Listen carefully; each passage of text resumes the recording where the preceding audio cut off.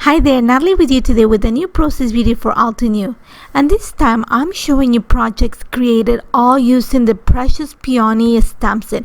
And this stamp set is gorgeous, beautiful florals. So the first project is going to be a layout for my family album. This album is from Citrus Twist Kits, and my idea is I have these two pictures of my goddaughter. She's wearing a tutu, so I want to pick up the color and mix it with some flowers to create this layout. And this layout is going to take a turn throughout the process. So you're gonna see that I'm starting by kind of setting up my idea. And my first idea was I wanted to kind of create a wreath around the little pictures. So you're gonna see that I don't want to have black on the layout, so I want to get something really soft. I'm gonna pull out actually gray tones. I think this is the warm gray tones from Altenew.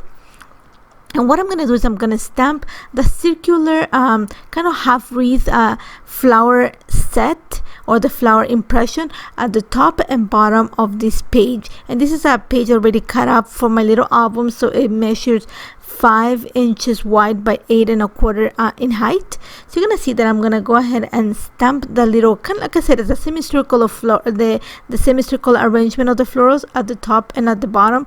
And like I said, for now my idea was I'm gonna put the pictures in the middle, and then I'm going to work on the other side of the layout. And for the other side of the layout, what I'm gonna do is I'm actually gonna stamp one of the single images or the single floral arrangement from the stamp set onto I'm gonna use heavy paper, heavy cardstock, because I'm gonna use use a few mediums to bring the color into it. So you're gonna see that I'm gonna stamp it with the darkest color of the warm grays mini cube set. And once I have it in place, I'm actually gonna stamp it twice. I'm gonna take it off camera and actually take the dies, because I have the coordinating dies, and cut them so I can be working on coloring it. And my idea for the color, like I said, first of all, I did not want to use black. I wanted to keep it very soft, so I went with the grays. And my idea to add the color for this is I'm going to use the artist markers. So you're going to see that I'm going to bring set D and set E. And I'm going to start with the the tones in the E market, are like purplish and they're teal. So I'm going to bring just the lightest colors of the pink and purple set, and I'm just gonna kind of start flickering the marker from the bottom of the petal towards the top of the petal. And you're gonna see that I'm gonna go on each petal on a flicking motion. And why I'm doing this is because it's gonna make it easier for me to add the next color, and plus I wanna add if you see a petal, it has these little stripes, so by flickering the marker, it's gonna help me create that look on the flower. So you're gonna see that I'm gonna be very careful where I'm adding, and I'm not gonna color the entire petal. I'm just gonna go, I'm gonna say 1/2 to 3/4 high of the petal, and then I'm gonna make sure that wherever the petals meet or wherever they touch, usually there's a shadow because there is some dimension. So I'm gonna add quite a bit of the ink there. Once I have that in place, I'm gonna go with the next color, and I'm just gonna start again with the same motion, but I'm just gonna start adding the color just from the base of the petal, again flickering the marker up, but not I'm gonna say halfway or 1/3 of the petal, and that's just gonna start bringing the shadow and bringing the dimension, and it's gonna start adding definition to this flower. So you're gonna see that I'm gonna take my time. I'm gonna go through all the petals. I'm gonna try to pick all the areas where the petals meet with their shadows, just to create the curvature of the petal. So I'm gonna be careful where I add the color. Like I said, I just want to make sure that I dimension, that there's definition, and that there's color. And because the markers are a little bit on the purplish side and my goddaughter's wearing pink, I didn't want to make it that dark, because then it's gonna look really purple. So but you're gonna see that even though it does have a tinge of purple, it still is gonna look really nice all together. So again, I'm gonna take my time. I took my time just to kind of color the entire image. Once I have it like ready, I'm gonna come in with the third color and just go in little areas where I want to deepen the color, and just want to, because I want to accent the dimensions. I'm just gonna go into the little corners of the petals, just at the bases of the petals, and it's starting to look really brown, purple. So my choice is I'm gonna go into the same set. This is set D, I believe, or set E, there is a set of brownish markers. So I'm gonna go with the lightest brown and just gonna add some flickering lines through some parts of the petals, and that's just gonna warm up a little bit of the petal and take it away from that cool purple into more of a warm purple towards the pink, and that's going to help a lot on bringing matching the color towards the pink that my goddaughter is wearing. So you're going to see again that I'm taking my time. I'm just going to be very careful when I detail this, because it's gonna be the centerpiece of my layout. And once I have it in place, and I'm gonna show you just one of the flowers, because I'm gonna repeat the same for the other one. I just don't want to show you the whole thing. It'll be like an hour-long process. I did take me some time to color this, by the way. So once I have all the flowers ready, I'm gonna start coloring the leaves. And for the leaves, I did not want to go with green, so I went with the lightest color gray from the artist markers D, and this is the one that has the orange and greens and grays. So I'm going to use the grays. I'm going to color the entire leaf with the lightest color gray.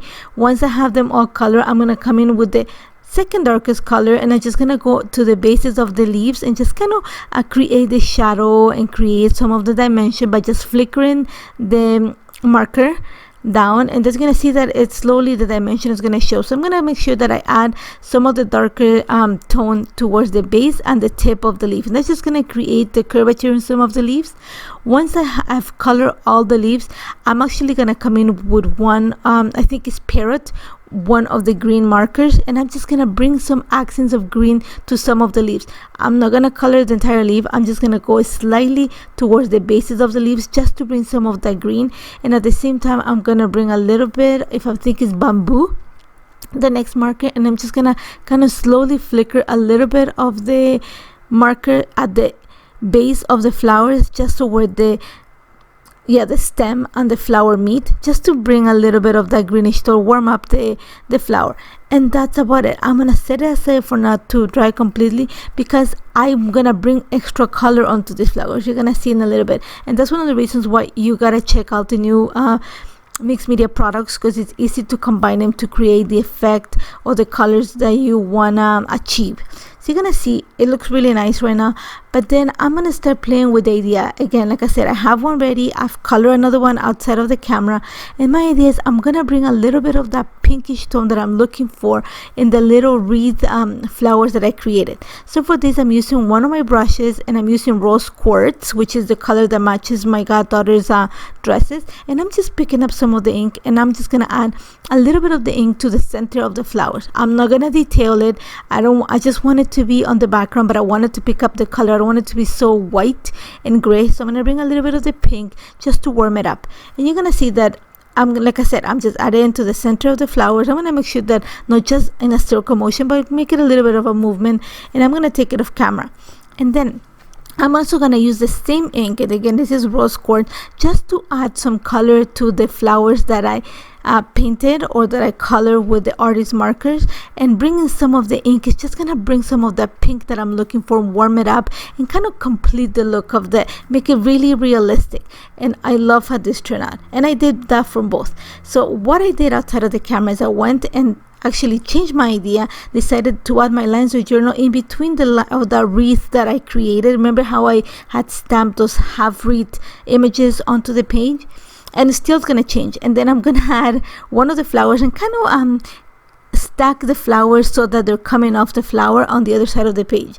But once I had it in place, I still don't like the fact that it's really stark, the contrast of white and pink. So I know that I need to bring something to warm it up. So I went into the Live Your Dream collection, and there's a paper that has like kind of greenish yellow polka dots. So I'm gonna cut a strip of it and kind of place it in the middle of the page, kind of backing the pictures, and that's gonna make the pictures stand out and also the flower. Once I have that in place, you're gonna see that the layer is gonna come together really fast. I'm gonna put the paper, I'm gonna stack the pictures, add a little piece of cardstock behind the picture just to make them stand out a little bit more. I'm gonna attach the flower with a little bit of foam adhesive because I want it to stand out really nicely. Like I said, I want the picture to kind of be nestled inside of the flower. Once I have that in place, you're gonna see how the other side where I had added my lines of journal is gonna change completely, because once I put it in place, I wanted to bring more of the green paper accent onto the left hand side. So what I did is I went and trimmed, I'm gonna say, quite a bit of the paper that had the wreath, and I just left I trimmed it to be around a 3 by 6. So you're gonna see just a little peek of the flowers with the pink, but I'm gonna bring one of the flowers that are color, and that's just gonna create a diagonal look, but it's also gonna have those little accents of the flowers around the lines of journal. Now I'm bringing the botanical shape stamp set, because there's a sentiment that says "You're so fabulous," and I thought that was gonna be the perfect sentiment for this layout. And I'm gonna stamp it using Altenew Obsidian black ink right on top of my lines of journal, and then I'm bringing the tabbed stamp set just to add the sentiment that says "lovely." After that, I'm just gonna add a few accents of embellishments of the same color that is what my goddaughter is wearing, and that's about it. I love how this turned out. It did take some time to put together because the flowers took a while to detail, and you saw how my idea changed throughout the process of creating this layer. But I love how this turned out. I thought the best idea was to bring some of the green just to make sure that everything stand out and soften the layout. And I hope you try it. As always, if you have any questions, don't hesitate to contact me. Make sure you check the Precious Peony stamp set. Check the blog too. There's a few more projects that I created using the stamp set, and you're gonna be surprised what you can do with it. Thank you so much for joining me. Don't forget to subscribe to Altenew to see more projects, not just for me, for also the rest of the design team. Take care, guys.